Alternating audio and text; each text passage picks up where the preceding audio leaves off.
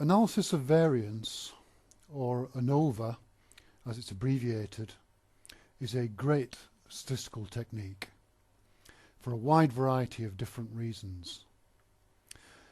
The first of these, it will actually do things that the techniques that you've learned so far, which is t-tests and correlation and regression analysis, won't do.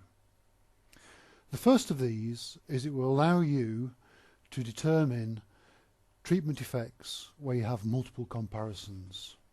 So with a t-test, you can only compare a sample to a standard, or you can compare related samples together, or you can compare differing samples together, for example a placebo and a treatment.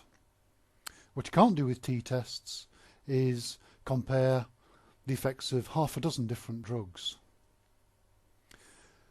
The second thing that you can't do with all these techniques is look at interactions.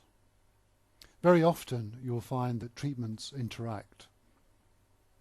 So if you add drug A and drug B, each of which may have its individual effect, you may find that when you add them together that the effects either cancel each other out or they're synergistic, so that rather than actually getting twice the response of each individually, you get many times the response.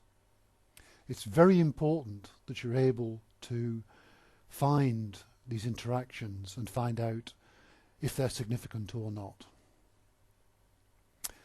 The theory behind analysis of variance is relatively straightforward. I've artificially generated some data here based on survival times for different kinds of cancer.